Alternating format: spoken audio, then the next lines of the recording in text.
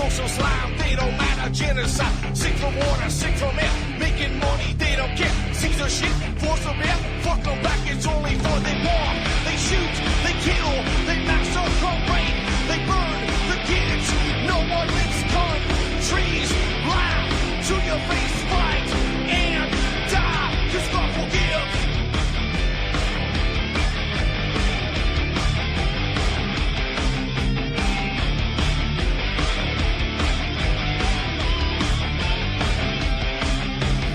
Selling lies and buying time, killing people next in line. Lower classes, social slide, they don't matter, genocide. Sick from water, sick from air, making money, they don't care. See their shit, force a bear, fuck them back, that's only fair. They bomb, they shoot, they kill, they massacre, rape, they burn the kids. No one leaves countries, lie to your face, fight and die, cause God forgives. Yeah. Coming back around again.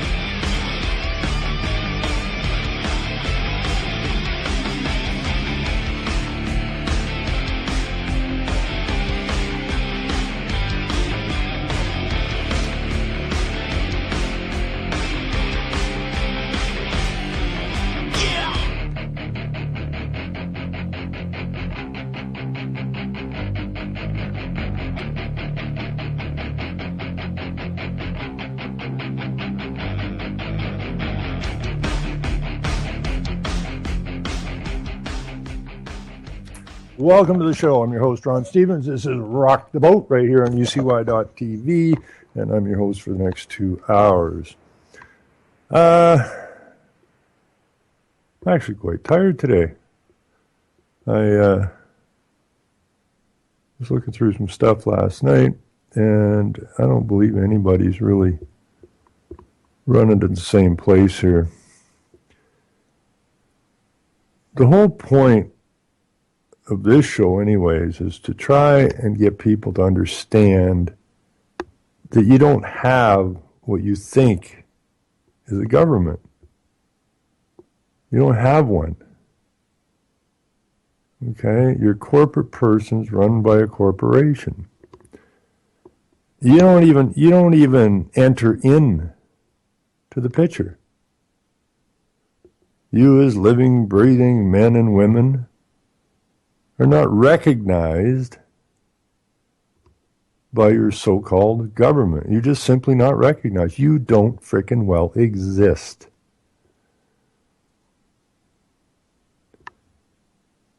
Not legally anyways. So they create a legal person for you. The government's a corporation.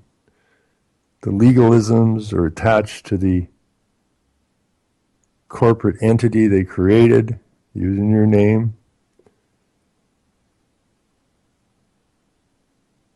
And that's all it is. This is a scam. And they attach you to that name. You think they're talking to you when they're not, because they can't talk to you. Paper can't talk to people, and people can't talk to paper. Paper talks to paper, and people talk to people. Dead talk to the dead, the living talk to the living. And they've totally screwed with us as far as reality is concerned. And we got to get back to reality. None of this nonsense about elections, none of this stuff that you hear on the TV news is real. None of it. What you're told in school is a lie. Now, why we put up with it is beyond me. It's absolutely beyond me. There's so much noise out here about elections, and I'm ticked at this or I'm ticked at that, or did you hear what that talking head said on the news last night or that one? Did you read what this guy wrote in the newspaper, or that lady wrote in the newspaper? It's all garbage. And I don't know how to get people to accept that and start cleansing their minds and remove all that noise that's cluttering up your heads. Because that's stage one. We got to cleanse our minds. We got to get this junk out of our heads. How is it we're supposed to change this world for the better, starting where we live, if our heads are all messed up? You know, we got to just cleanse our minds. We got to quiet our minds. We got to start just ignoring all of the noise that's being fired at us 24/7 and get down to the crux of it. The crux of it is, you've been lied to since the day you were born, and nothing that you are involved in is real. You bought a car. Well, maybe you did, but it ain't yours. You registered it. Now, you have the cost of the upkeep and that on it, but as soon as you registered, you handed it over and you agreed to accept a bundle of rights. Now, why would you accept a bundle of rights for something that you worked for and used your labor to purchase and then hand it over to somebody else that tells you what you can and can't do and what you must do? So you worked hard and you bought a house, did you? No, you bought an abstract concept known as a property. And then you registered that. And they gave you a bundle of rights.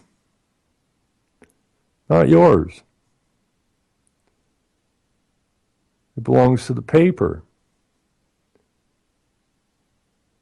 We need to get it back in our hands. If you worked for it and it's your labor,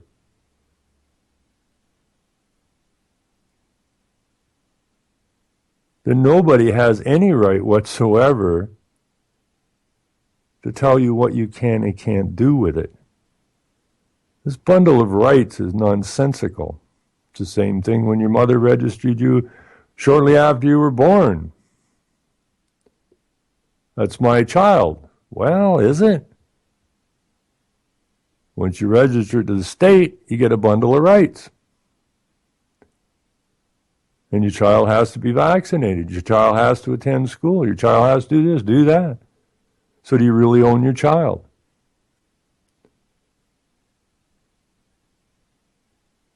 Apparently not, because the state can come and take your child anytime they want.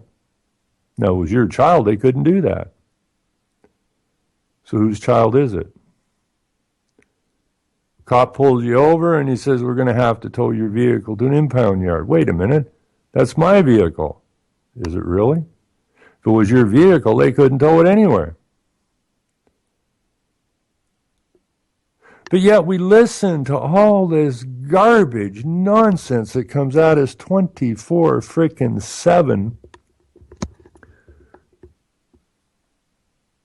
mostly through the media. I mean, if you look back, before radio even,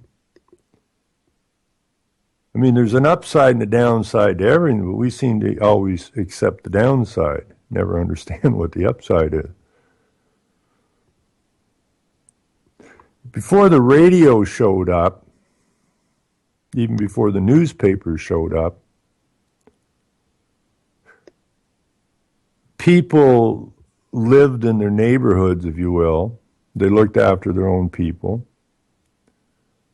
They taught their people what they thought was important. Most of it was just handed down from generation to generation.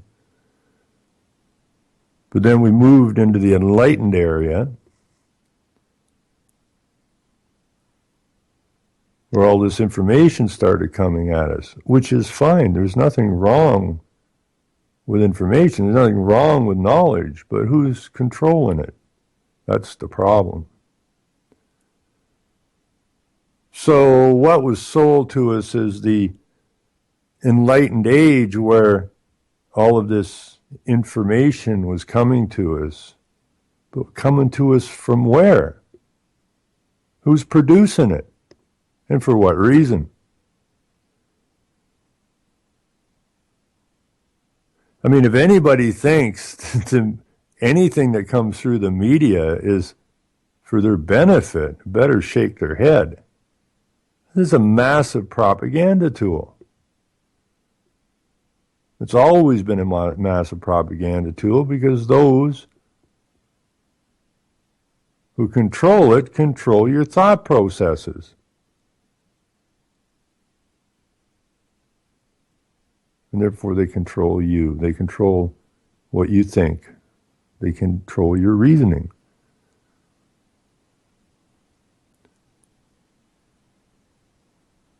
That's why the family doesn't matter anymore. That's why the neighborhood doesn't matter anymore. It's all been taken away from the people. Now they're completely controlled from the outside. I mean, I had a picture last night in my head with when the first radios came out. You know, you see in these old movies and that, and old pictures where the families all gathered around the radio. Well, they weren't gathered around the radio before that. All of a sudden, they're all gathered around the radio, listening intently, be it a comedy, be it the prelude to a war, whatever, maybe the newest cleaning product. But all of a sudden, everything that came through that box was accepted. No questions asked, not where it came from, what's the purpose of it, who's running this thing. None of that stuff. They just gather around the radio. They all gathered around the TV after that. When I was a kid, you gathered around the TV. We went from eating at the kitchen table, good old regular home-cooked meals, to powdered this, powdered that, powdered potatoes. The hell is that all about? Powdered milk. And then TV dinners. Why waste your time eating dinner at the table, having a conversation with your family members when you could get a TV tray and set it up in front of the TV and the family could all gather around the television and eat their dinner there and have no conversation about anything other than maybe what came across the TV.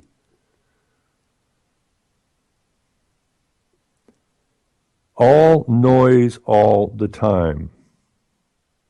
We got to clean our minds out, or this nonsense will continue. And they will continue to have their ways with us. And the plans they have for us are not exactly what one could call positive.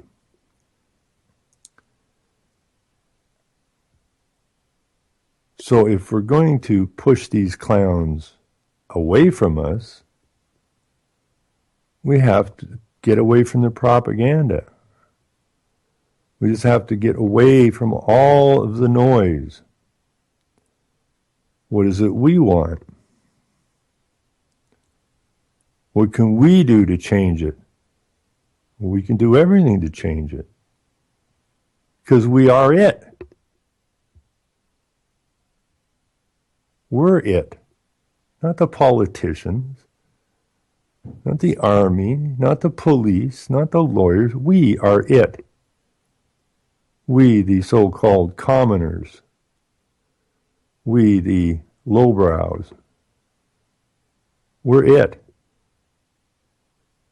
You know, we're it. Call us ants, call us crickets, call us whatever the hell you want, but we're it.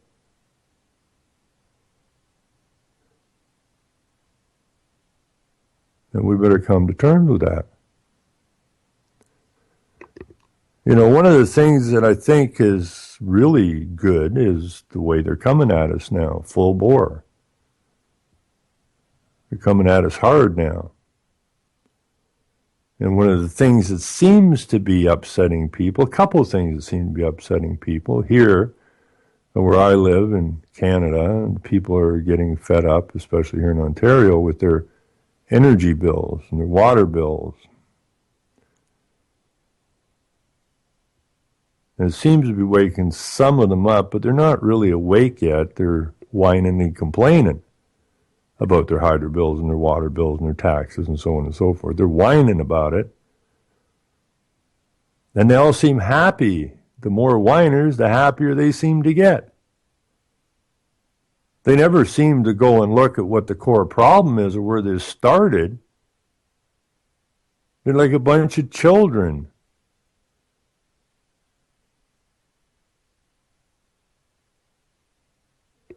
They like to whine and bitch and complain, but they don't want to know nothing.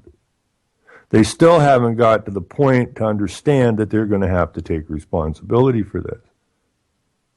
That they and they alone have the power to change this. They haven't got there yet. They're still playing this political nonsense. Well, them damn liberals, look what they've done to us. Well, I can't wait till the next election. We'll vote the conservatives in. That would be the Democrats and the Republicans south of the border. And I've said this so many times. Why are there two main parties? Why? Simple. Split the population. Now you've got a population split in half. Camp A, Camp B. Constantly arguing and fighting amongst themselves. No idea why they're arguing and fighting. This is what we do. My daddy was a Democrat. Yeah, my pop's always been a conservative, and you Democrats are dumbasses. Liberal idiots. No, us conservatives, we understand the right thing. And you have these nonsensical arguments, conversations. People holding up their banners. Vote this, vote that. Not understanding for 1 minute that they're being played, one against the other. Never taking the time to understand why there's two main parties. Just whining, bitching, and complaining like a bunch of stupid little children. And if we continue down this path of acting like stupid little children, we're going to get our asses spanked big time. Now, they kept everyone in the mental position of a child on purpose. It's easier to handle them. Children like goodies. And the so-called government understands that. So they'll give this group a goodie and not that group, and then this group is mad because they're working hard, and the goodie given to these people they don't see as working hard, and it just continues on and on and on. But I'm a firm believer that all children at some point must grow up. And I think the population's been held in the child position long enough. Now it's going to be a difficult thing when you've got 20, 30, 40, 50, 60, 70, 80-year-old people who somehow have to shake themselves out of baby land, out of kindergarten thought processes, where the teacher will tell them what to do, or the authority will tell them what to do, or this politician will give them a goodie better than that politician will give them a goodie. Little hands out of the cookie jars. It's really quite pathetic. I find that people don't like to read. I find that. And I find that depressing. I mean, everything's written down, isn't it? All the scams, all the scammers, I mean, it's all there. It's all written down. And people need to take some time to do some reading. Now, it may not be fair, but, when I use Facebook mostly as a feeler to get a gauge on how the minds are operating in that particular realm at any given time. And what I've noticed, and I'm sure most people have noticed that use this silly thing called Facebook, is that you know when you're in Facebook, you're in the realm of the children, the adult children. You can tell by the reactions to certain things. It's very childlike. If I put something into Facebook that matters, that actually takes some thought and some time to read the words and understand what they mean and who put them there and what they mean and why they were used, people are not so much. Not too interested. I put up a silly picture. I put up a silly picture of the Premier of Ontario with fangs saying that Kathleen Wynne, the Premier of Ontario, was sucking the life from Ontario. And I can't believe how many shares and how many likes that got. But that's a child thing. It's not an adult thing, it's a child thing.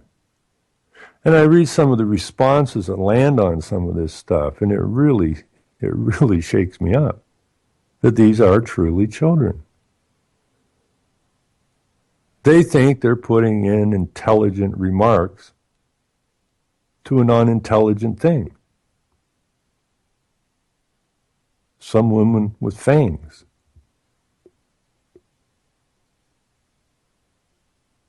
That's childish. It's the actions of children, not adults. Where are the adults?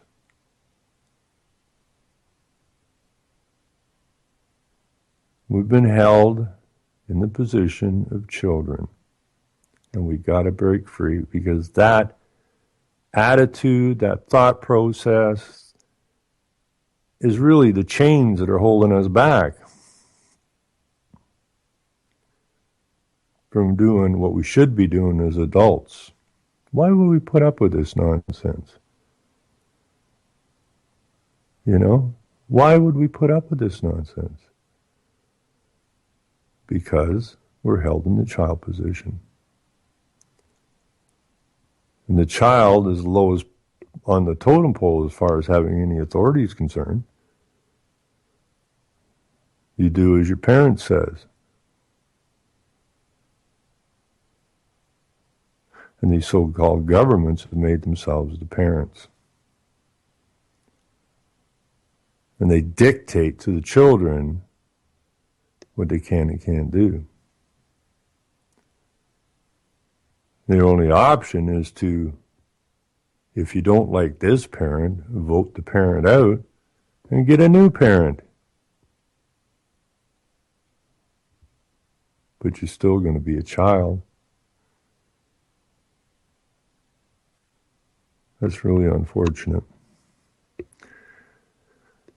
Anyways, where are we going to go here today? If I can find it. There's, I was going to try and get Michael Schmidt on the show today, but I haven't been able to track him down. I know he's busier than hell right now. But I think, he spent over 20 years trying to deal with this system.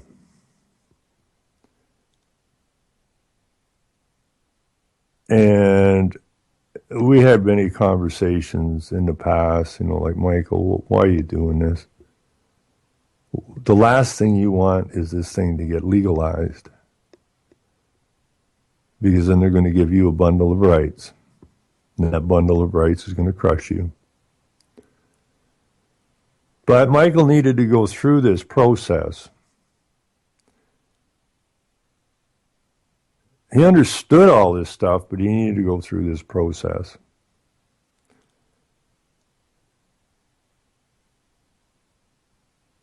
This idea, I think what they did there, Michael and them did, they really needed to work this to get to the core of it, to prove to themselves and everybody else around them it doesn't work, that they're being treated as children. Mummy says you can't have raw milk. You can have all the GMO vaccinations and pasteurized milk and everything that's bad for you. You can have all of that. But Mummy doesn't want you to have this. That's really all the politics is. That's all the government is. It's your parent. And they're psychopaths. So coming out the other end of it, I think it was a great thing they did. They did everything a reasonable man would do. But the state fears a reasonable man because a reasonable man is not a child. A reasonable man thinks. A reasonable man understands. Far more so than a child does. The so-called government can only operate in a position where they continually try to talk to you as a child. And when they notice that you're growing up and becoming an adult, that's when you become a reasonable man, not a whiny child. That scares the hell out of them. But in the end, and I think it's still probably banging around in the government authority heads pretty hard right now, what happened last Tuesday when Michael's wife, sitting on the stand, just looked at the judge and basically said, "We're done. I'm done. I'm not doing this no more." So if you want to throw us in jail, do so. If you want to go get your injunction and throw us in jail, fill your boots. But we're done. We're all grown up now. And we're not going to whine and we're not going to plead with you people anymore. We're grown up and we're adults. And we have the authority, as does anybody else have the authority, to make an adult decision as long as it doesn't harm someone.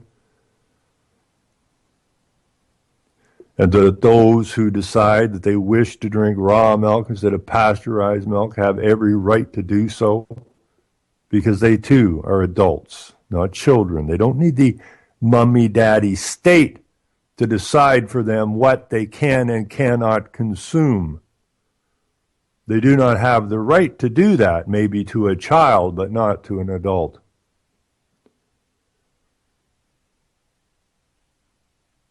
So we're cutting you loose. Mummy and daddy, i.e. the state. We're all grown up now.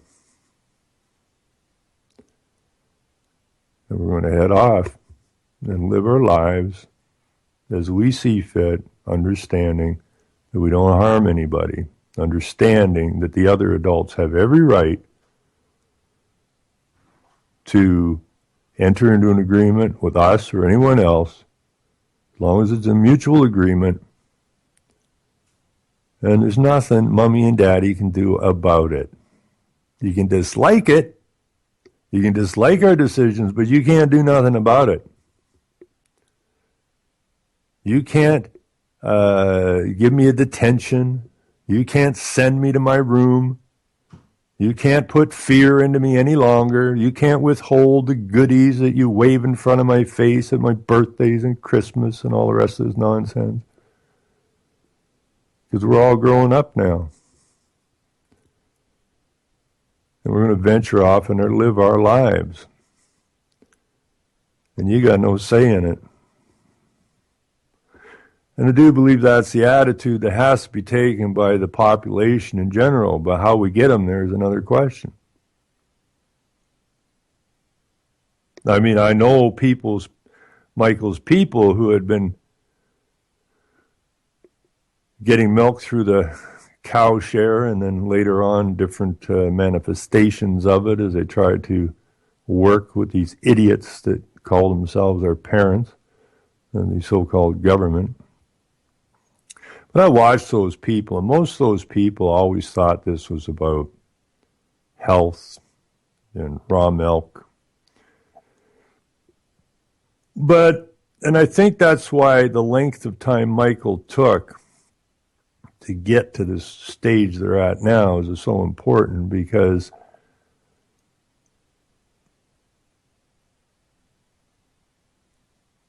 the people finally understand especially after the last raid, especially after the spy cameras were placed around the farm, finally understand it is not about milk, and it never was about milk. It's about holding people in a child position and controlling them through basically fear. So it's going to get interesting from here on in, I think. I don't know what this so-called government thinks it's going to do. You know, I thought it was rather good when he's basically stated that, you know, these stats from either Health Canada or Health Ontario, Health something, of the number of people that die from smoking every day, which they say is 100. So when they said their piece at this last court, looking for an injunction against them, Michael explained that since this all started 20 years ago, according to the stats of the so-called government that is worried about the health and the safety of people who might die painful deaths from drinking raw milk, Michael just pointed out in that same period of time, almost 800,000 people, according to their stats, had died from smoking. And yet, over that period of time, there's been one incident of anybody dying from raw milk. So we know it's not something about a parent giving a damn about the child's health. It's just simply about not allowing the child to have what the child wants. So now you got to become an adult. And I think that's what happened last Tuesday. I think this was an elevation from childhood to walking out the door to adulthood. So it's going to get interesting from here on in as to what happens next. But this is this is exactly what happened. We have got to walk out that door. We have got to understand that we have got to be adults.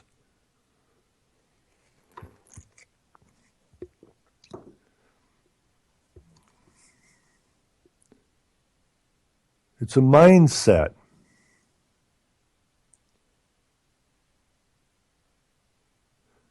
I mean, my dad was an adult by the time he was 13 or 14 years old, maybe 12.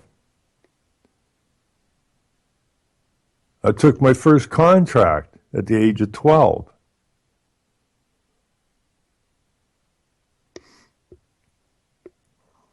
Because I wanted to buy something that my parents didn't want me to buy. So instead of running around, but I want it, I said, well, if you're not going to do it, then I best go do it. So at the age of 12, I went and cut a contract to paint a house. I got 3 of my buddies, and the 4 of us painted the house. Did a damn nice job, I must say. And they gave us the money to go get what we wanted, which was a pellet gun. So we made enough money off the house that each of us got our pellet gun. And none of us had protest signs. None of us were signing petitions. None of us were whining and bitching at our parents because they wouldn't buy us what we wanted. We walked out the door and basically became adults. And that's what we need to do.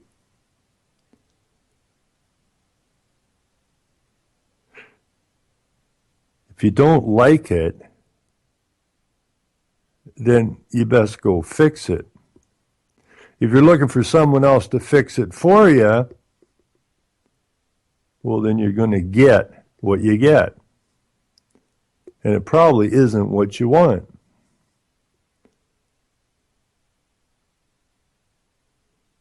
And you say, well, I'm an adult, I'm 35. That doesn't make you an adult. It makes you 35. But it doesn't make you an adult. Filling out all this paperwork that keeps shoving in your face all the time does not make you an adult. There's that damn red squirrel. Excuse me. We interrupt this program to, there's that damn red squirrel. Don't get that son of a bitch. We got an infestation of red squirrels, man, I'll tell you. So I got a trap, and I got my 357 BB gun, and I don't want to shoot the squirrel, but I mean, this town's inundated with these things this year. I don't know if that's part of the chemtrail program, or I don't know if they're spraying us with red squirrels or what, but everybody's bitching and complaining. These things are non-ever to rat shit. But we'll get them, hopefully in a trap. And where we're going to take them to, I don't know, because I don't know. We'll just have to put them down. Who knows? Or maybe I could protest or call the town hall or start a petition against red squirrels or something. Or we could just deal with it, which I think is probably the best plan in this case. We'll just deal with it. No, this childhood thing and adulthood thing, it's psychological. It's really not, you grow some pubic hair. That don't make you an adult, right? When every time somebody says, well, this newest thing's driving me nuts with this ladder. That's making me crazy. You got to take an 8-hour course or something for ladder safety.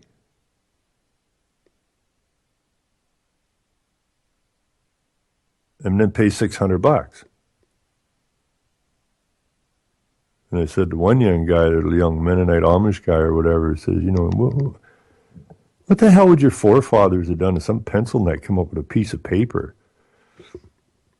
It said, you need to take this course and it's going to cost you $600 and we'll teach you how to go up and down a ladder. I told him your forefathers would have looked at this pencil neck and said, like, are you okay? Like mentally, are you all right? Like, how do you think we built everything? We didn't use ladders? Do you think anybody's going to put themselves in a position of getting hurt? Accidents do happen, but purposely putting themselves in a position with a ladder that they know they're going to fall off of the damn thing and get hurt? Well, who would do that? No, the forefathers would have told pencil neck there to take a hike, don't come back, and if you do, we'll give you a lesson. And it was like this was something out of space to hit this young guy in the head. This young guy was talking to. Because I said, did you take the course? Yes. Did you pay the $600? Yes. Why? So we're not talking about his forefathers. And he just looked at me. He said, that's exactly what our forefathers would have done. They would have told him to shove off and meant it. So why did you do what you did? Your forefathers were men. And now, for the most part, the people are children. They don't want to get in trouble. They don't want to get reprimanded. They want to get a detention. That's child state. That is the state of a child, the mental state of a child. I think one of my problems, I don't know that I'd ever had that problem. I pushed my teachers back in kindergarten. And I've been pushing back ever since. Waiting, I suppose, trying as hard as I can to get people to understand some simple freaking basics of life. But I continually hear people yammering on about this politician or that politician. You see, it's easier to say, well, the government owes me this or owes me that. And if they don't give it, then we'll get somebody else that will.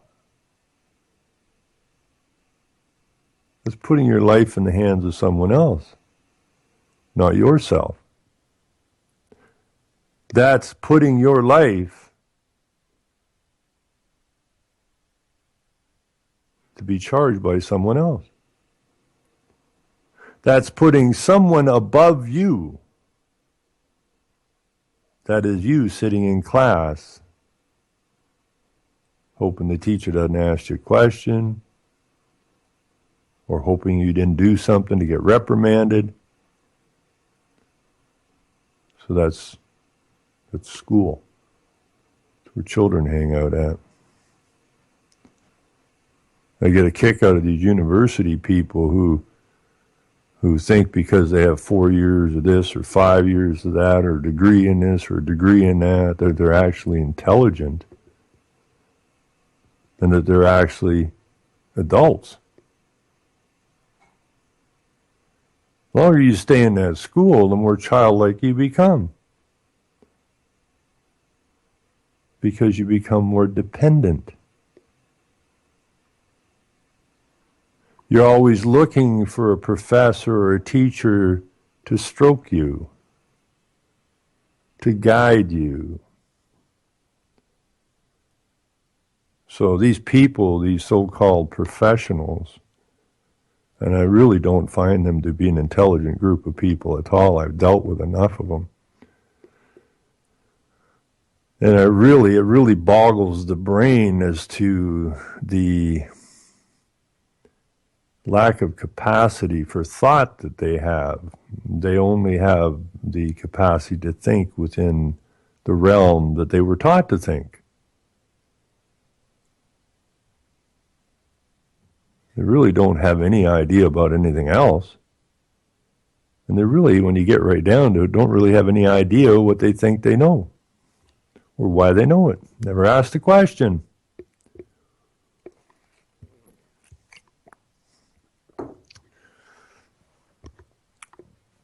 So we just got to become adults somehow here.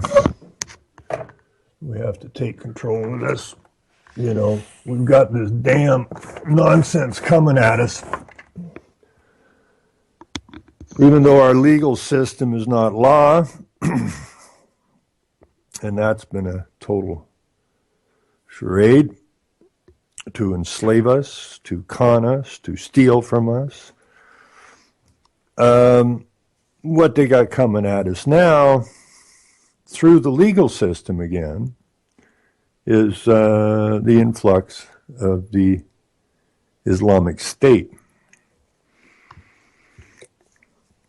And they've made rules, like I was reading last night, in that migrant UN document, that you can't say anything bad about any of these people, that you have to accept them, that you have to help them, and so on and so forth, even though they're being brought here to genocide your nation. You can't say anything because of the agreements signed by your so-called leadership to do the bidding of the United Nations. So you have people now going, well, you can't say anything bad about them. You just have to move over all the time. Well, even when we were children, we kind of protected our neighborhoods. You know, our neighborhood. Somebody come into our neighborhood and try and tell us that we're going to do something different or we're going to bow down to their way of doing things. Well, there's going to be a brawl. And we get it sorted out. But not now, children. Little boys and girls, you're going to move on over. You won't say anything negative, even though you know what we're doing is genociding your society, your people. You will just move aside. And we will put Sharia law in place here. And we will take over your nation. And there ain't nothing you can do or going to do about it. And there goes back to Brzezinski. It'd take 2.5, 3 generations to basically turn you into a bunch of mutton heads to the point where you don't know how to operate anymore, where any adult has been completely sucked away from you, and we will have our way with you as we would with children. So time's a wasting, people. It's time that we become adults. It's time that we cut the apron strings and walk away from them. It's time that we leave the lies of the legal system and move back to law. It's time that we use that law that was given to us to take back our neighborhoods. The legal system, on the other hand, is designed to cause harm by definition. By definition, it is unjust, it is unequitable,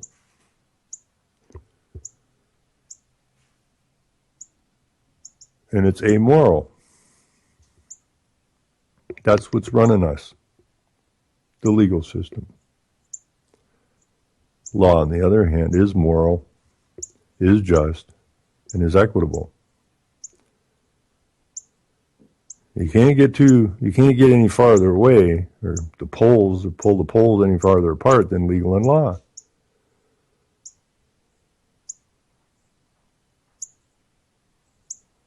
Law is for adults. Legal is for children. Legal is for those who are deceived. Law is for those that see and understand. Now, I did see a thing last week from Hal, and he was absolutely correct. And I said, we're going to make a t-shirt with lawman on it. He says, that's rather redundant, isn't it? Well, of course it is. Because law is man and man is law. But if you just put man on a t-shirt or you just put law on a t-shirt, then most people won't get it. That's why I mentioned lawman. Right? But just to put law there or man there, they're going to go, well, what's that supposed to be? Now, Hal's a good thinker, so he understands that lawman is redundant, but most people don't. That's unfortunate. It's a very frustrating job we do, I find anyways. You know, it's been a good ride. It's been interesting. I mean, this has been given me the opportunity to do more research than I ever thought I would ever do in my life. I mean, I did get it a long time ago, but not to the depth I have it now. It's been I think that's what Michael did too. They had to go through through the whole game here. You got to really understand what the hell is going on before you can go after it. And that takes some time. But for the people that have taken the time to understand this game or this fraud, we don't have time for everybody to take another 10 years plus to get to where certain people have gotten to now. And what we need to do is figure out some way to get the people to get away from the noise machines. And I kind of enjoyed that little movie. It wasn't that great a movie. It was kind of an odd little movie. But that movie, Sue and the Devil, I really liked that one thing where Malcolm McDowell did his rant as Satan. And it makes perfect sense. I mean, I've been saying this for years before I ever seen that movie about all the noise that's coming at us.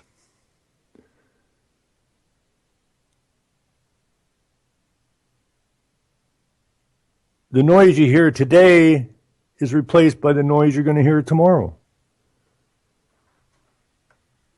which will be replaced by the new noise. But it's all the same noise. But what he said, more or less, was that what did God create?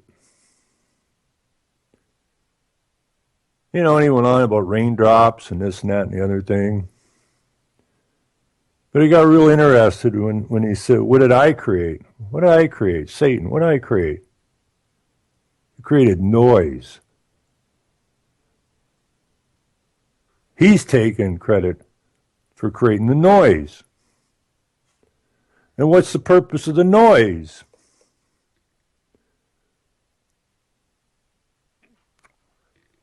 To keep you basically away from the word and away from the law.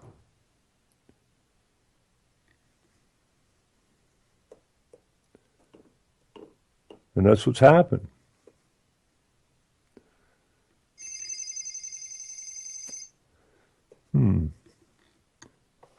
Hey, Pat,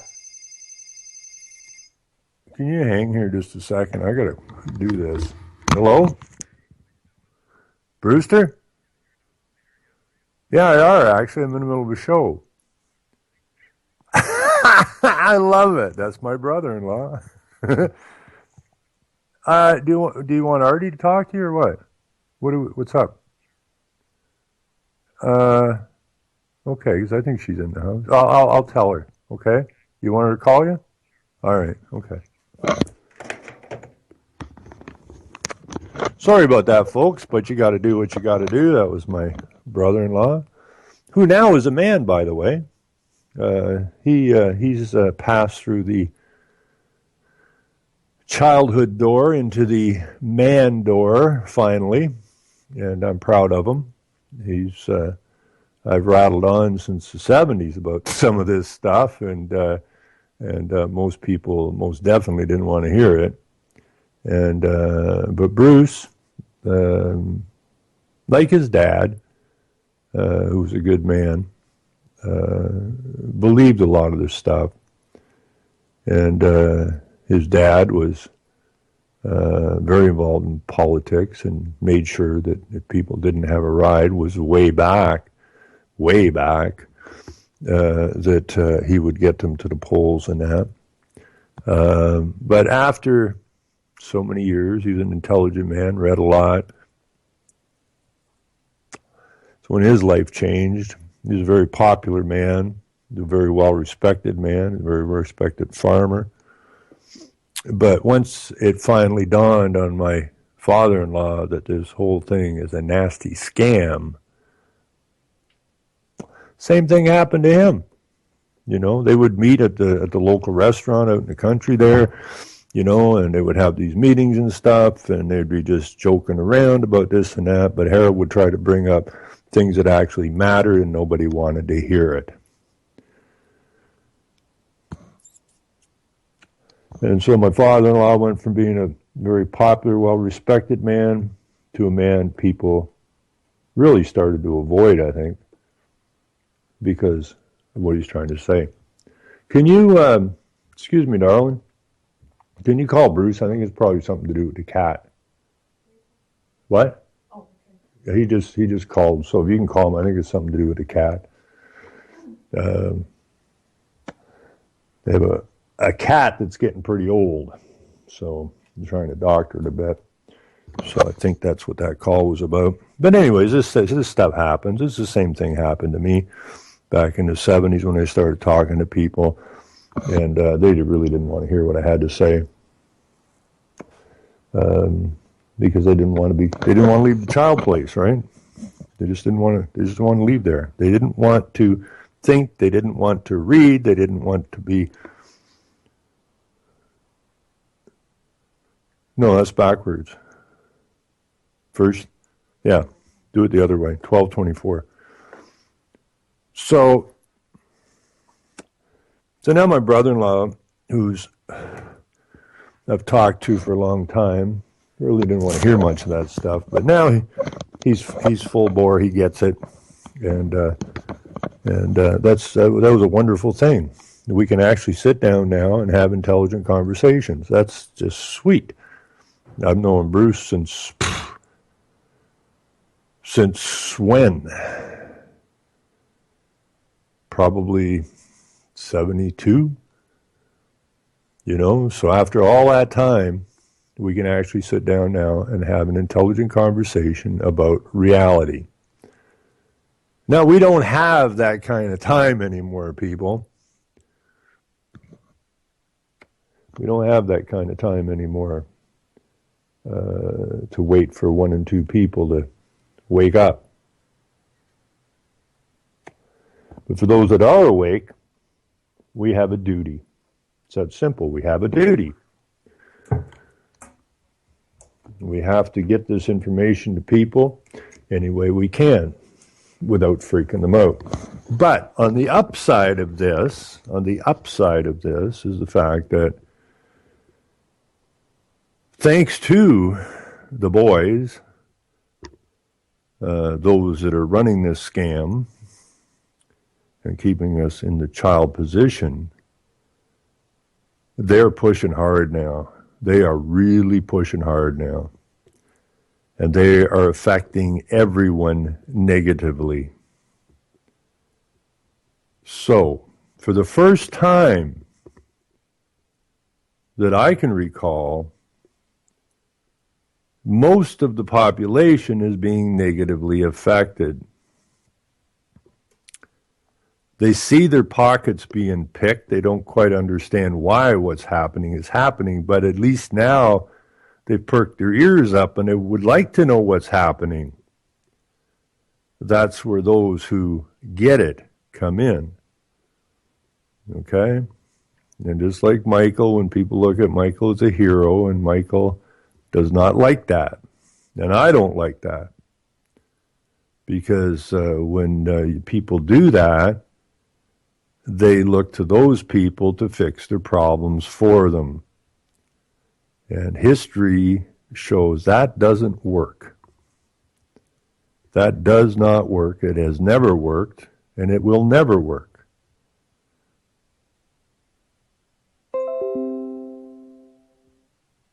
The people have to stand together as adults.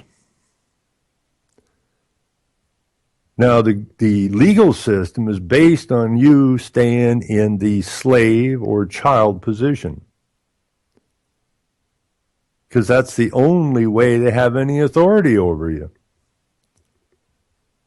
And the state, make no mistake, what do they call it? The state house.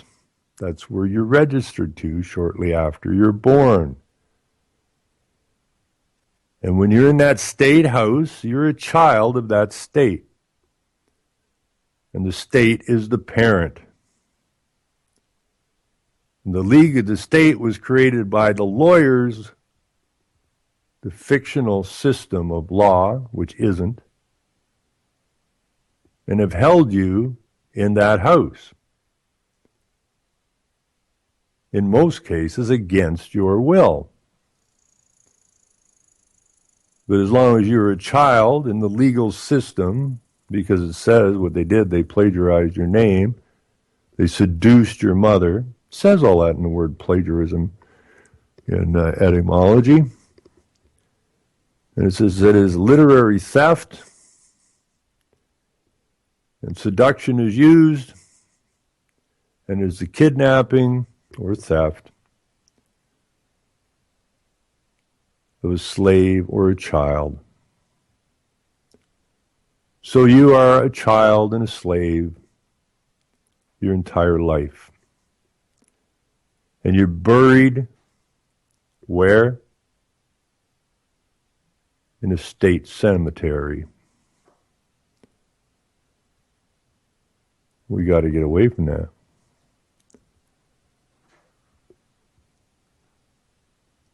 They take you as a child, they bring you into their house, they keep you in their house, and then they bury you in their backyard. And all the time they have fed off of your labor, child labor.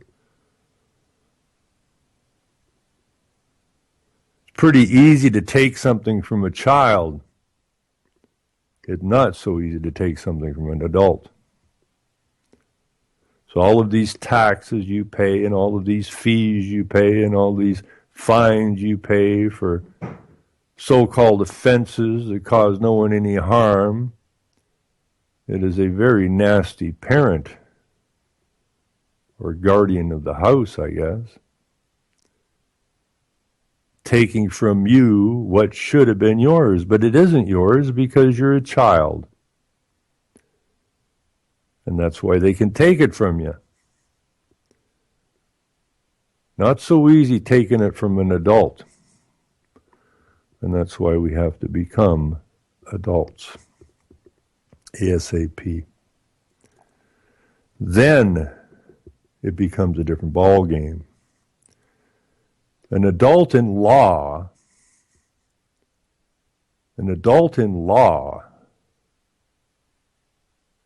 will crush a child, a legal child, any time. A man in law will crush a legal house any time. And once we move to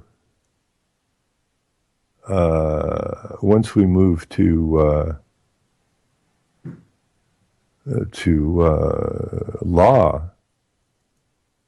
as adults, they're toast. It's that simple. They are toast. As they should be. Done like a dinner. But it doesn't take a war. It doesn't take a lot of bloodshed. It just simply takes the understanding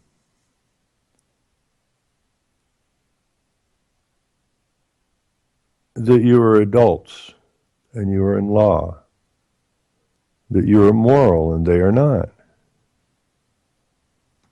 and that you are just and they are not, and you deal in equity and they do not.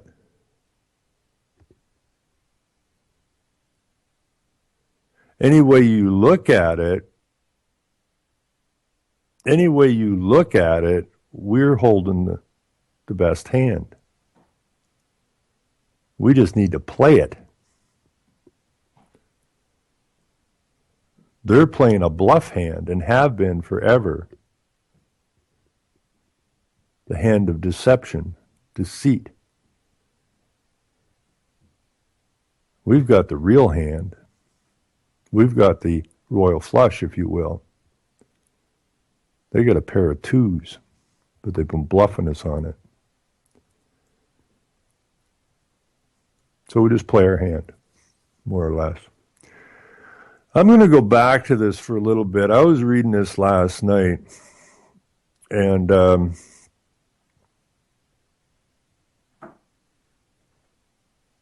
I'll put this back in the chat today for those who maybe weren't listening last night. And it is the New York Declaration for Refugees and Migrants. Now, I also saw something last night after the show. Don't recall where I saw it, but I did see it.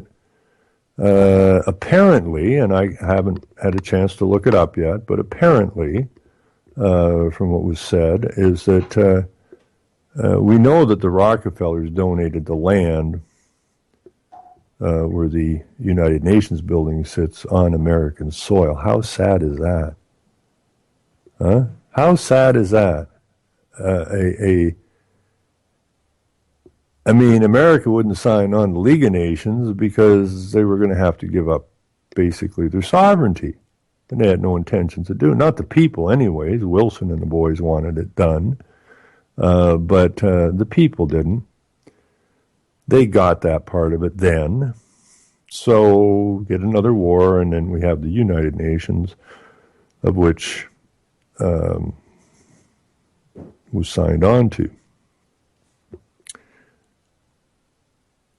But, you know, if the people didn't want the League of Nations because they still understood that they fought for sovereignty, so-called sovereignty, the idea of giving up any amount of sovereignty to some other entity, this non-elected entity, it just wasn't going to fly. So it's kind of really a bit of a rub that the second time around, they managed not only to get America or the United States to sign on to the United Nations, which requires the loss of the nation's sovereignty, they managed to plant the damn headquarters on American soil.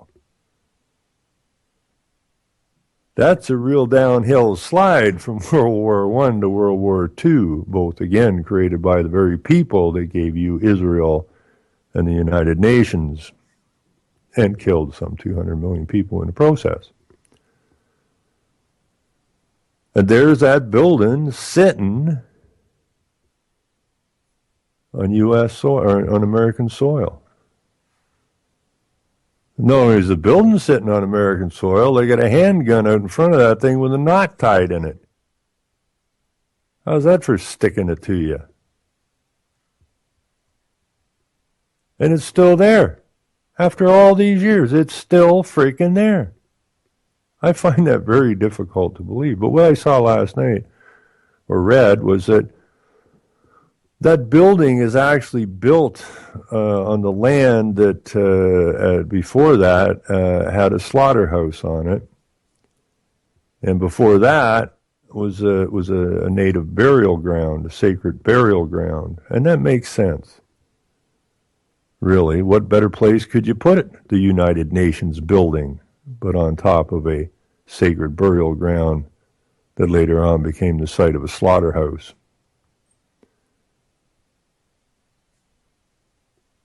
Makes perfect sense. But there it sits. So they have the New York Declaration on migration and immigration. And we got through a bit of it last night. Not sure where we left off. But I'll just buzz down here to see if I can find something. In the meantime, if someone does have something they wish to discuss, either along these lines or not these lines, I really don't care. What's the phone number here? If somebody wants to join in on this conversation, I encourage it. The call-in number here is 718-717-8296. That's 718-717-8296.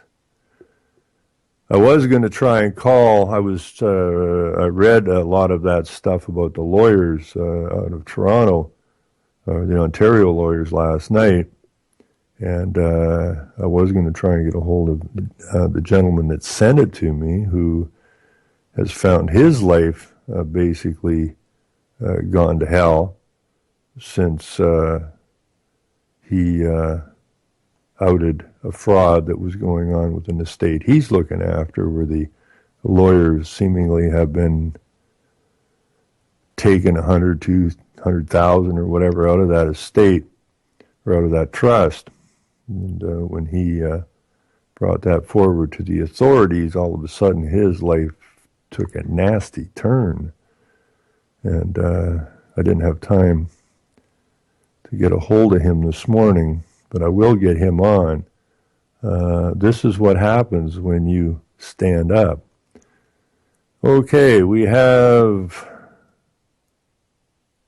my buddy here, who, you there? Hello. Christopher. Chris from Canada. Oh, you're one of them? I was going to be a guest today, but apparently I'm now a caller. Oh, well, you can be either one. You can be both if you want. Be like a You know what, Ron? The thread you're going on, I feel I'm more interested in sticking with that one than anything I got to talk about. But well, I just want everybody, if I can say it, may I say it? I'm going to say what? it. I think, no, I should ask you first.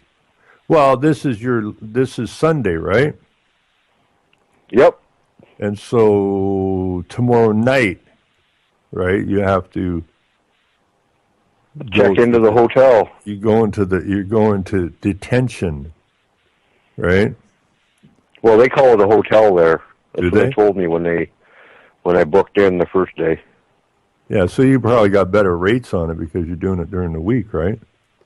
Well, And it'll be quieter too, right? the people pay for it. The public, the citizen. Well, pays yeah, for it. it's like when you're in class, you chewing gum. Did you bring a gum for everybody else, right? So if you want to chew gum, you have to have gum for everybody else. So you pay, right? So we pay for your hotel room, right? Yep. And it's Good all deal. inclusive, right? It's all inclusive, right? Oh yeah, I get food, water. TV, Sometimes.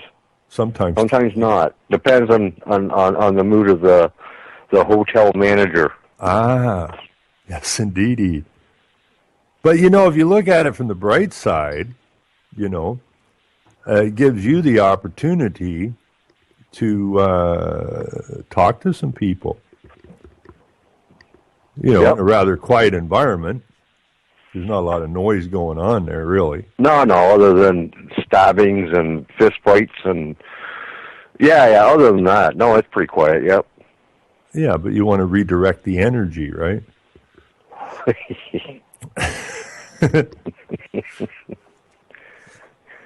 Some guy raises his fist and you just look at him, did you know? And then after a 3-4 hour conversation, the guy's going, damn, I didn't know any of this stuff.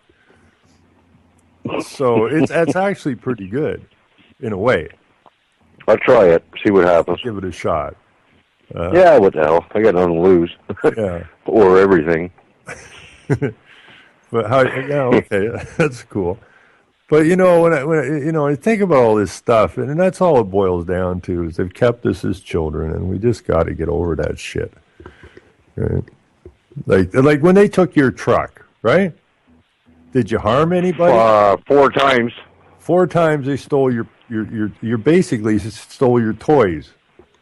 You're playing with your toy in your sandbox, and you're going down your sandbox road, and somebody comes over to the sandbox and says, wait a minute, you can't do that, and I'm taking your toy truck out of your sandbox road, and I'm taking it, and you ain't getting it back.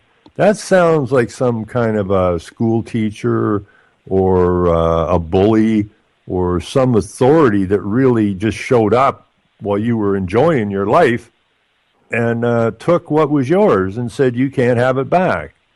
Now, they could only possibly do that to a child. And that's what the legal system does. That's what it's all about. Well, that's a good analogy. Otherwise, they couldn't take your truck. Yep. So I think it's really cool. I paid now. for that truck. So they're busy. Twice. All these people are going, oh boy, they're going to legalize pot. This is fantastic. Well, okay, it's fantastic. Yeah. It's fantastic for the state because they got another revenue stream going on. But what's Colorado got going on? Yeah, now They got, I see. Now I see with the possible legalization of weed. Now I see the lawyers and the police all licking their chops, going, well, you know, now we have to come up with a way to charge these people for impaired driving. So now they want to come up with a THC indicator or something. So I don't know if you blow or they take a blood sample or a urine test or what the hell they're going to do. But that again is the revenue stream. You know? And the people don't seem to get it. Oh boy, they're going to legalize weed. Well, it's for your safety, Ron. I know, and I thank the state for being so terribly concerned about our safety. But, you know, whatever. But I got to get, I was going to try and get that, I think his name's Dave from Windsor on the show, who sent me that thing about the lawyers, which I read last night. And I got to remember to put that back in the chat for somebody that wasn't there last night. But I just didn't have time. By the time I got back here, it was like already quarter to noon, and so I didn't have time to get a hold of him. But him and the guy from Thunder Bay that called me, those two guys I want on the show, they're classic examples of what happens in this so-called free land when you speak up. They're going to come at you hard. And both of these gentlemen, I got to take my hat off, haven't laid down, and they have no intentions to lay it down. So that's the whole point of this. These are adults, just like Michael. They've gone through that whole child nonsense thing, and just said, you know what, we quit, right? And that is the passage into adulthood when you leave the state house, right? And then you can become an adult finally. And what they don't want is adults. They don't want reasonable men out there. Nothing scares. I had a lawyer tell me that, and I've read it before. Nothing scares this system more than a reasonable man.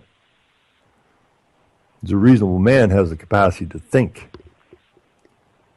And that messes them up because the system is set up so that you don't think. Because once you do start thinking, it don't take that god-awful long to figure out how crooked this is.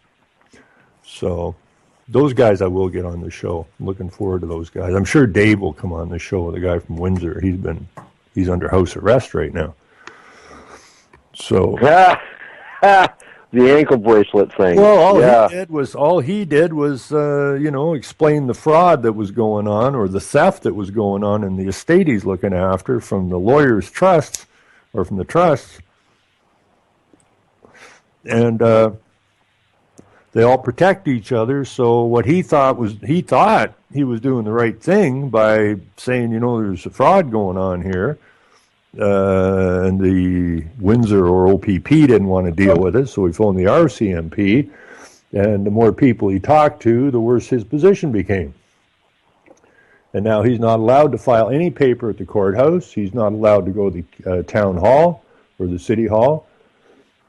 And he's found himself under house arrest. Jesus. So... but this is what happens, so it's a good story. Well, I'm getting used to it. I've been pretty much beat up my whole life by the system. No, I thought they just it doesn't get any prettier, I'll tell you. I mean, unless 4 times. What? Mine? They stole your vehicles twice. You tell me they stole them 4 times? Oh yeah, no, 4 times. I had a Monza back when, and it was broke down on the side of the road. And after 2 days, they towed it, and then I never went back for about a week, and then my vehicle was gone. I had to call the cops to find out where my vehicle was, and they said, "Oh, well, you impounded it, so you got to pay." And I was a kid then, and they said, "You got to give us $1,200 in order to get it out." And I can't afford that. That's what my car's worth. Yeah. So thanks for the car. Yep. So they got the car, and then from that point on, it was my work vehicles in stealing, and I don't care. I even call that in court. It's theft. It's theft. You're stealing my livelihood for doing nothing wrong. Now, I mean, you can debate what I was doing is right or wrong. The very last time was I was doing 130. 110. I was 30 kilometers over the speed limit. So you're on a Audubon highway with no vehicles and no houses around me, and I was late for work. So I was buzzing it. Well, I mean, not that bad, 110 is hardly buzzing it. Yeah. Well, that's kilometers. You put that into miles per hour. Yeah, it's only that's 60 what is miles that? an hour. That's It's only 60 90, miles an hour. I think, or something. I don't know. 60 miles an hour. No, Yeah. about 60, And 60. so, but what happened was the only other car on the road at the time, on a dry, hot summer day with the sun shining, with nobody around and no houses and no vehicles that I could see in front or behind me, I come up over the hill and the cop just, well, I wouldn't say happened. I think they got those friggin' machines to the point where they can catch you from 10 miles away. I don't know. That's a conspiracy, I tell you. But she drove by and boom, the lights went on. I went, I am fucked. Because I was already under suspension. And here I am trying to go to work. And yeah, so she whipped around, and I had two choices. Either drive the truck off the edge of the cliff or pull over. And, well, I thought about it for a couple seconds, to be honest with you. I ended up pulling over, and then they stole my truck again. And this time I didn't get it back. So now I had to get a new loan. Well, not me. I had to get somebody else to borrow the money from the bankster gangsters to get a new truck, and, well, got a pickup, so I ended up having to get a trailer because I needed it too. So, yeah, like, I'm out of pocket there. I had to go to court, and nobody mentions the fact that my truck was stolen. They just mentioned, oh, you're a bad, evil man. You've got to do some time. No, what they actually said was you registered the truck.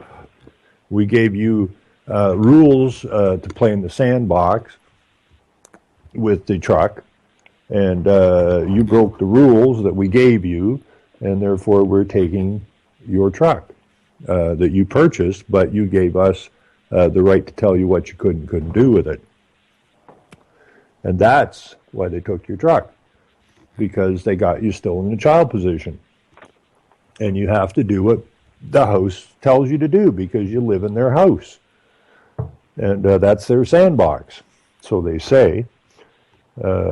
So, like my truck's sitting out here now, and I'm not, I put everything in, I put the vehicles in my wife's name. And so when I got pulled over, because I didn't pay the speeding ticket, and I don't plan on paying the speeding ticket, and then I got busted for driving under suspension. So, but that's her truck. So I bought the truck from her, cash, and I have no intentions of registering the truck. Now, they say you have to register the vehicle. No, I don't. I don't have to register anything because the state doesn't recognize me, the man. You're telling me that I have to, that the agent or that the proxy or that the legal fiction has to register the truck. Well, the legal fiction can't register anything unless I act as agent for that legal fiction, of which I have no intentions of doing. Therefore, I'm not registering the truck.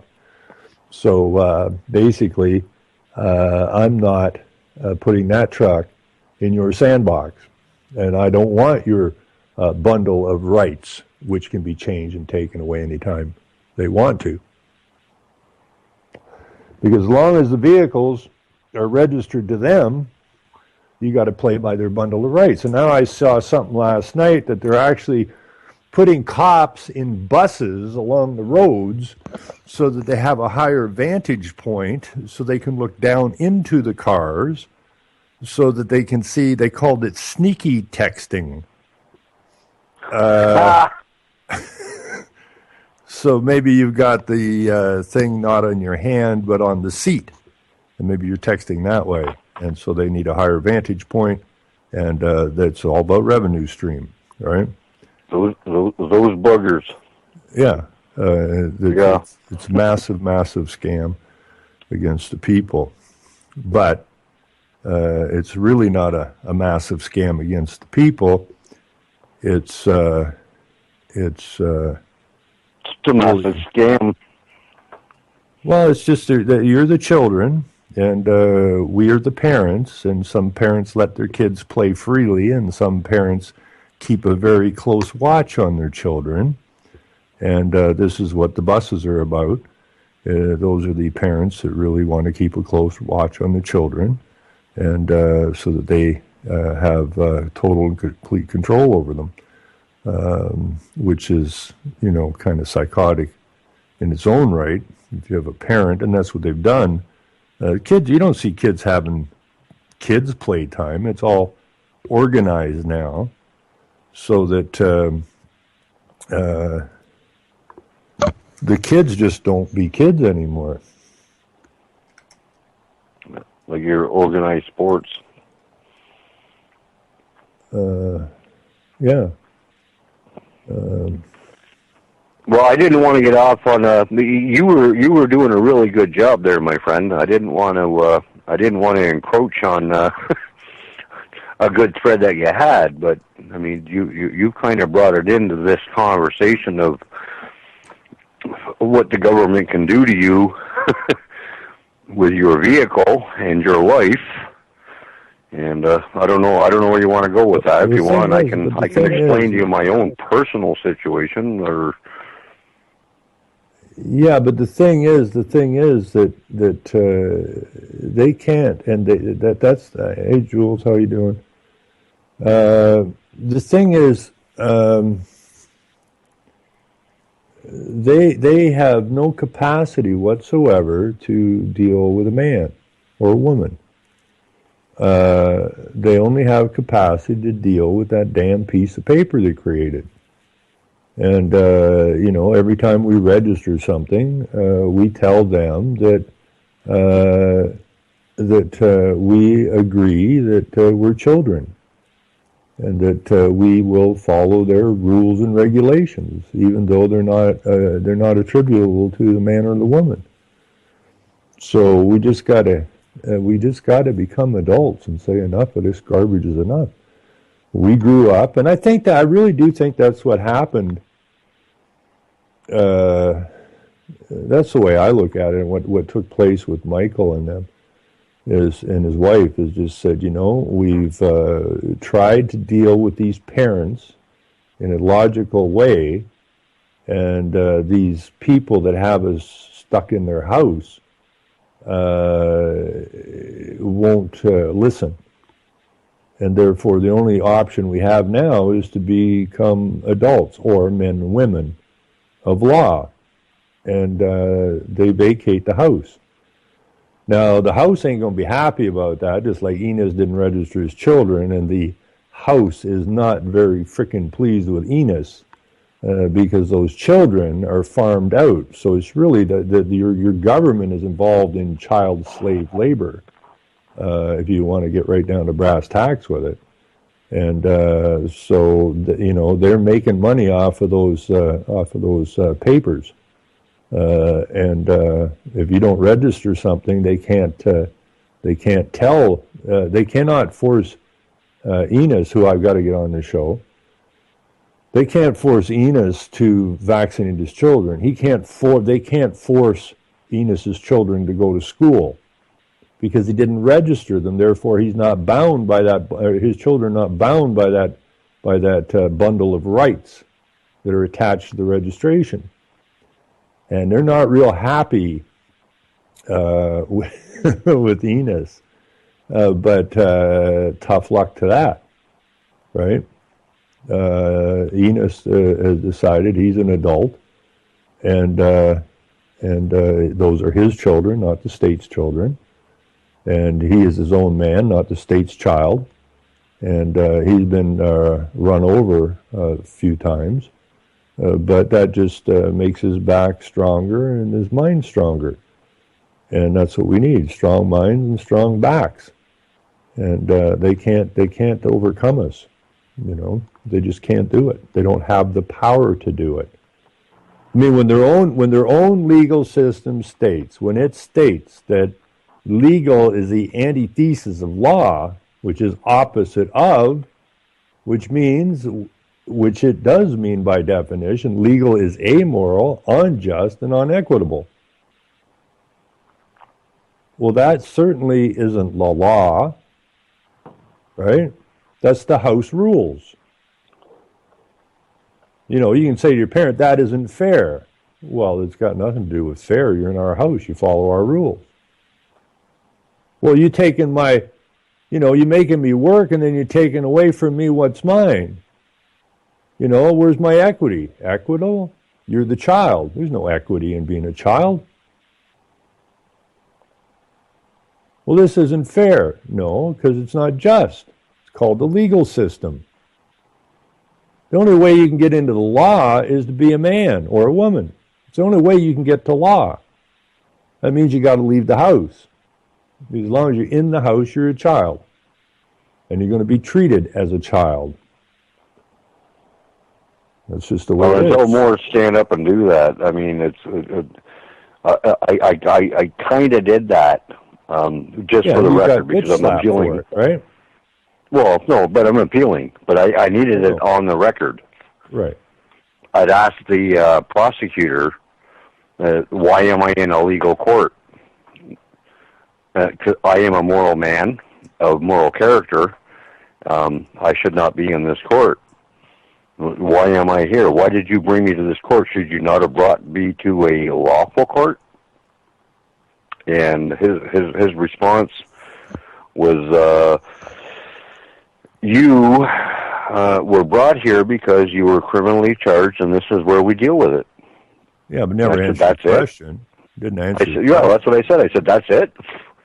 Yeah. Then he looked at the judge, and the judge said, 30 days. I went, hang on. Your Honor, buddy. I was talking to him. I wasn't talking to you. Now I wish to speak with you. Yeah. Well, then I had to kind of back off because I do have to work for a living, or else I lose what I have.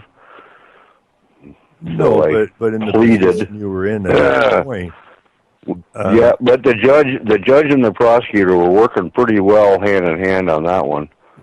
Well, they didn't want to answer my question, and so he just he'd already given a sentence of 30 days back in May to me, but postponed it until the 27th. One thing that you mentioned that I found rather interesting was when they said, well, or the judge said, well, you can do the time on weekends, and then you said, well, that won't work for you.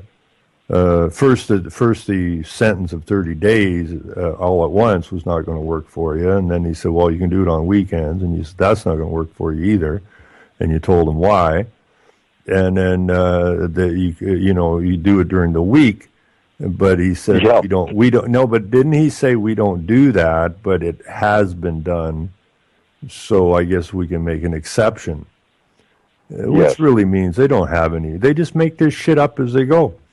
Right? Yeah. And that's unfortunate. Yeah. They just want you. They want your soul. and in all honesty, the court I was in Pretty cool bunch of guys. I mean, in comparison to being in Toronto or Los Angeles or Chicago or this is a heck town, Picton. They're pretty laid back. I was left on my own when I was supposed to be placed in custody. I was asked to sit down and wait for the cop to show up because they forgot me when they took the bus. So they had to turn the bus around to come back and get me. That was hilarious. That was Keystone Cops. Well, how big's Picton? Oh, well, Picton itself is 4,000, but it's a tourist town. So in the summertime, it's like, it's really big tourist town. You have about 200,000. But the people that live within that town is only 4,000. But Picton is huge at tourist town. We got the Sandbanks and Cherry Valley. It's really big. But I was working there. I wasn't there hanging out. That's where my job was. I was doing a historical house. And when this occurred. But yeah, so it's the town itself is only 4,000. I guess that would answer your question. Yeah, so it's a small town. I went to a court for Enos, and I couldn't believe what I was seeing. It was so laid back. There wasn't a bunch of cops around. It's a town of about 4,000, 4,500 people, whatever. And I was absolutely amazed. Everybody was so well behaved. I'm talking about the judges and the crowns, and there was one cop there, I think. It was really laid back. And, the lady was there for 4 charges of selling pharmaceuticals or something. And I thought she pled guilty to all of them. And one was for trafficking. And I thought, wow, this is going to hurt. And she ended up getting $100 fine or $200 fine or something with 12 years to pay it or something. It was ridiculous. And but Walkerton Court, which is about 25 miles away, which is about the same size as Wingham, but it's the county seat. That court is right off the deep end. The thing is just got cops everywhere. Everybody's ignorant. The judges are a pain in the ass. It's only 25 miles difference. So when you go to court in this country, and I'm sure it's the same in the States, there's probably counties you don't want to get busted for even the slightest speeding ticket in, versus the next county. Like when my brother-in-law went on his honeymoon to Florida, got pulled over in Georgia, and was told that he was speeding, got caught in one of those Georgia speed traps, and says, okay, so he thought he was going to get a ticket, but he said this big black policeman just said, follow me, and that's about all he said. And so they followed him, and they got off the freeway, and ended up back in the bush. And Bruce and his bride were getting a little nervous here. And they came around the corner in the bush, and there's a big sign, the Georgia State Prison Farm or something. And so they stopped at the gates, and he said the cop got out of the car and walked back to their car and said, this is how much your fine is. Do you have the cash? Because if you don't have the cash, we're going inside. And basically cleaned him out for his vacation money. Wow. Yeah. Is that a true story, or did you just took it off the internet? Yeah, no, it's absolutely a true story. So that wouldn't happen in law. That's where you need a gun. Well, this is what I don't want people doing. I'm getting too many people saying, if you get pulled over and somebody's giving you a hard time like that, you just shoot them. And yeah, that's and the I know, Ron, I know, and I agree, but, they're pushing it to the point, based on what you said, if it is true, which I believe it is, because I don't really think you make things up. But You gotta stand up for yourself and say, you know what, motherfucker. I know. You but back then, off, then you gotta or else but you're then you gonna get this. But then you got to play it out, right? You know, where are we going from there? Okay, so Well, yeah, they'll some put you in idiot prison pulls- for 100 years, and yeah. Well, certain things you can get away with, right? Like over where I grew up, or where my relatives are, just across the Ottawa River, right? Like they had a female cop come in from Ottawa up into their neck of the woods, and was bothering everybody for the slightest stupid thing, right? Small little towns, everybody knows everybody. Everybody will help everybody.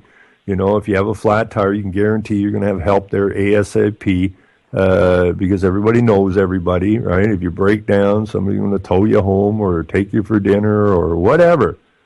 These are communities that know how to look after their people. And they bring that woman in there who's all gung-ho to write tickets. And the people finally, somebody she pulled over had enough of this shit and just stripped her bare ass and handcuffed her to her steering wheel. And that would be a better way to deal with it.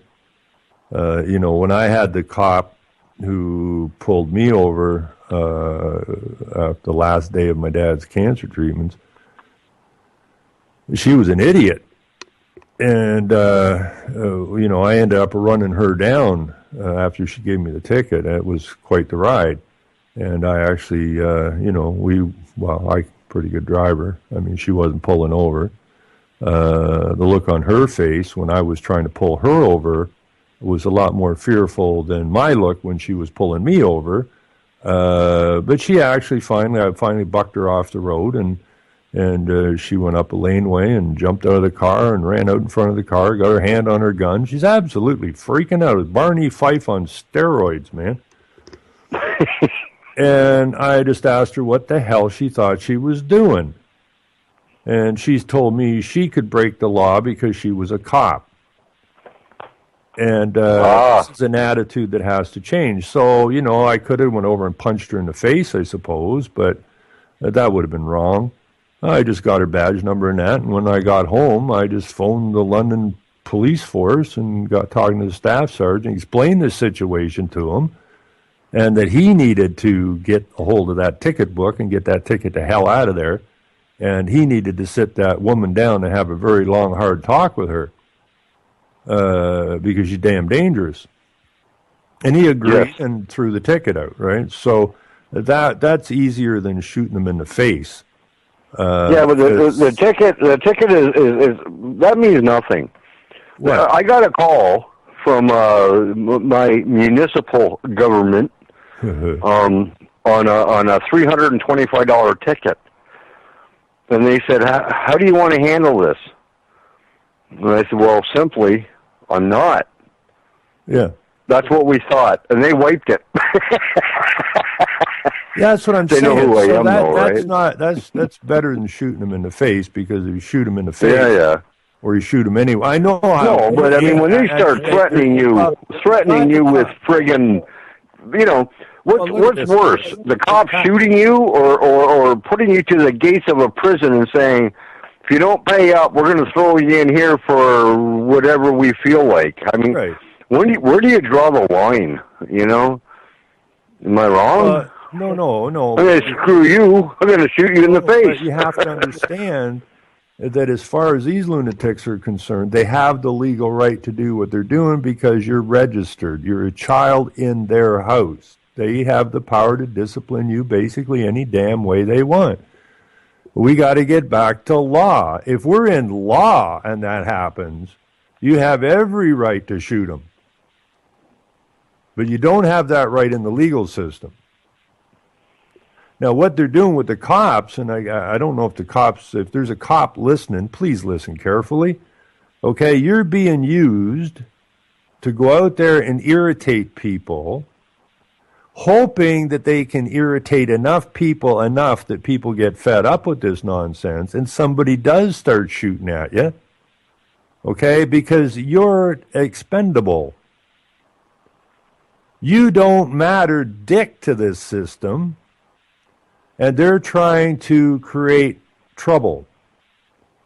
So now they got you sitting in buses, staring down with better vantage views to get more tickets, to irritate people further. People are being irritated by their hydro bills, their water bills, their tax bills, all of these tickets that are coming from everywhere all of a sudden. And somebody's going to lose it.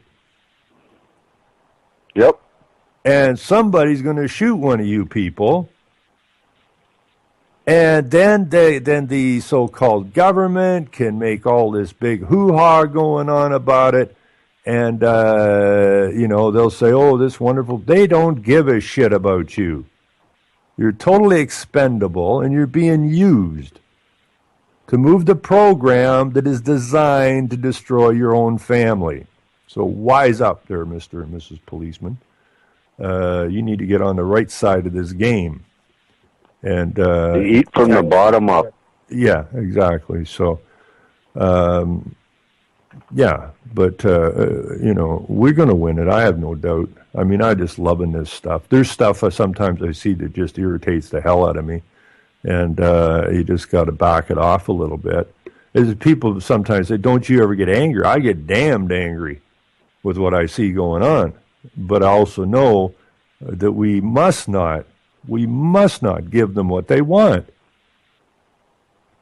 To do so is to give them the upper hand, and we don't want that, right? Like, how are we supposed to tell people that we need to get back to law if we got people out there, even if you stood up and you say legal ain't law and they're going to shoot you in the head, right?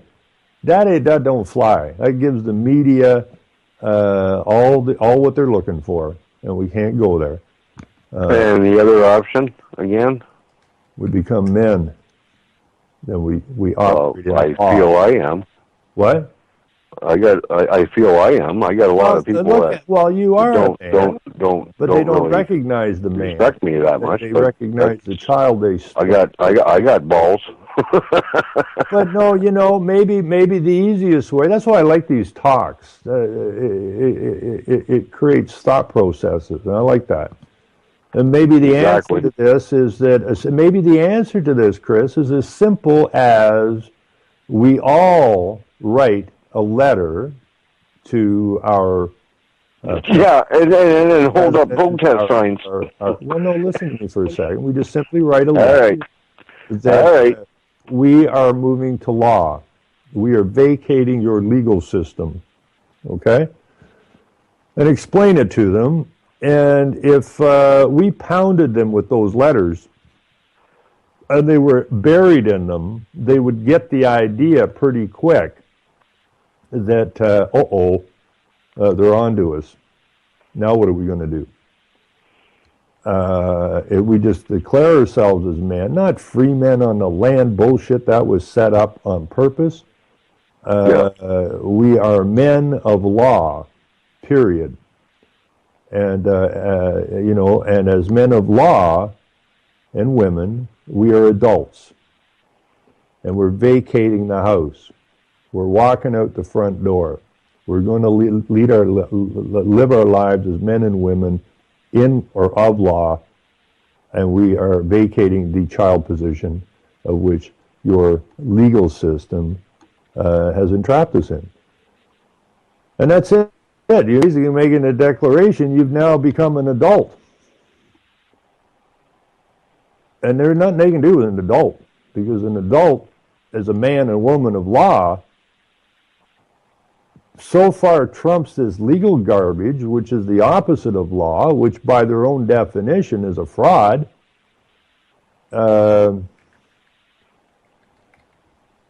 We can walk free. Huh. Doubt it. Well, see, therein lies the problem, right? Well, Ron. Shit, right? You're totally 100% correct. You're totally 100% correct. Problem is, they're not going to allow that. Well, they don't have a choice. So that's where we have to take it to another level. They don't have a choice. Once the decision has been made, it's over. Okay, they say, well, no, you can't do this. Well, no, it says right here that you plagiarized, you lied to my mother, you seduced my mother with benefits, you stole or bought, you coerced my mother into selling me to you.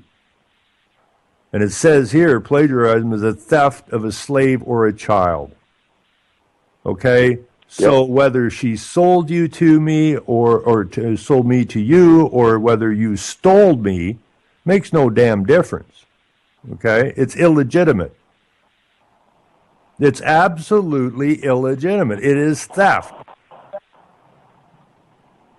So you're guilty of theft, fraud, seduction, deception, and therefore you have no authority whatsoever to hold me in your house. If we went about it like that, they're going to agree with it, whether they like it or not, because they can't disagree with it. We just got to give them something they can't disagree with.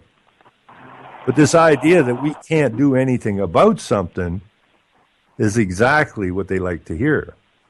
They love it when people go out and protest. They love it when people sign petitions. Because when you're signing petitions and waving placards, you're still a child in their house. Oh, look at the kids out there. They're mad because we wouldn't let them play lawn darts. They're protesting. Well, isn't that cute? But you still ain't going to play lawn darts. And that's why we can't be children anymore. We have got to be men and women, and we've got to act like it. We got to declare it, and we got to declare the law, and we got to out the legal for what it is, a total and complete fraud created by the lawyers.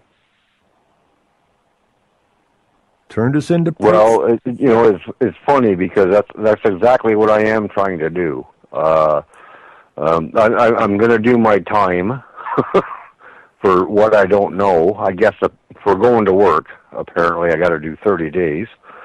Because they dropped all the charges other than driving while disqualified. You know, the initial reason for pulling me over was going too fast. Banned from the sandbox. So anyways, have you? This disqualification you're talking about, is that you can't ever drive again?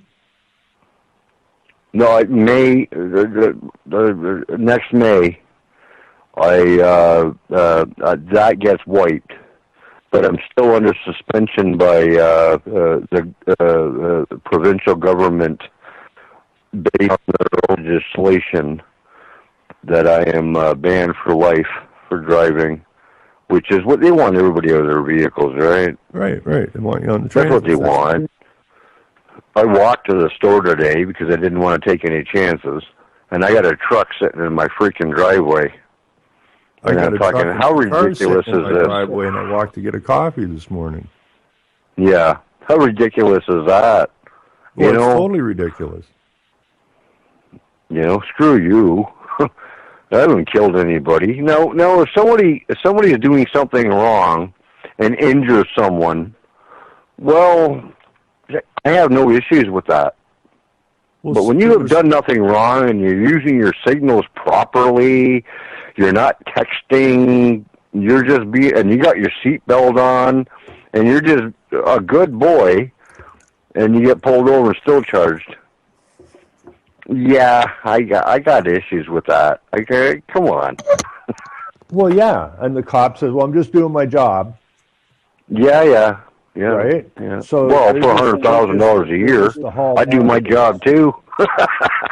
They're just the hall monitors. Give me that job. Give me a gun and a taser and a bulletproof vest, and I do my job for $100,000 a year. Damn straight.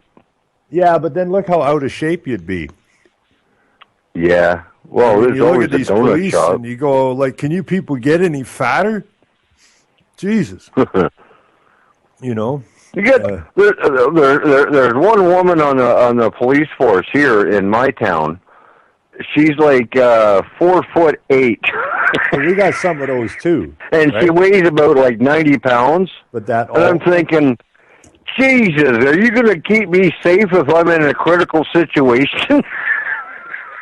No, but that all goes back to Gaia, right? All of this women shit. Now, I see the United Nations want to have their next Secretary General, or whatever they call it, they're pushing for a woman. Now, this all goes back to that Gaia nonsense, right? That's why you get Well, I like women. female cops. That's why this is Don't mess around with women, dude. Women are good. I didn't say that. Oh, but you're talking about in the situation of like maybe protecting somebody. No, I'm talking about the entire system. It's all about moving women to the top positions, which is all based on that Gaia nonsense. But then Gaia was a hoe, right? This whole environmental thing is based on Gaia, this Gaia woman thing, and that's why they're pushing the women. Now, Gaia apparently only awakens for a short period of time and then goes back to sleep for a long period of time. Now, that's why we have to push this back now. As Rockefeller said, our window of opportunity is small, or is going to close soon. And that's because Gaia is going to go back to sleep. So we need to shut this shit. Get her done. Get her done. We got to get her done. And chemtrailer, Gaia nonsense. Ron, you don't believe the Earth is a living organism. What the hell is that supposed to mean? I am so sick of hearing that. I'm not sure. I think it means the Earth is a living organism. What is that supposed to mean, chemtrailer? That means you're guilty of not living within the organism, maybe. Right? It's a living organism. I'm just throwing it out there. It's a planet. Okay? It's a freaking planet. We live on it. We live on it. Is it alive? When you say it's a living organism, you're one of these Ron, people. I bet you that commenter wouldn't complain if you just paid your goddamn carbon tax. Well, I'm hoping it was said tongue-in-cheek, because this living organism thing is one wonderful chunk of propaganda used to, the trees. I heard the trees singing to me the other day. Look it. That is, where did law come from? The law that we have came from the KJV. And according to the Creator, and I'm not talking about religion, either you came from an ape, which the whole environmental movement's about. You're an animal. That's your status. You're no different than any other damn animal on this planet. Or you came from your Creator, who created the earth and didn't say, I've created a living organism that you must worship. It said, I created the earth and the animals and the plants and all that thing for your use. Okay? Now go forward and populate the damn thing. And they'll go through a body in the... I want you to die. Thanks, Ron. Take a stick, whack guy up. Selling lies and buying time, killing people next in Anyway, line. Lower classes, social slide, they don't matter, genocide. Sick from water, sick from air, making money, they don't care. Caesar shit, force of air, fuck them back, it's only for they war. They shoot, they kill, they massacre, rape, they burn the kids. No one makes gun, trees, lie to your face.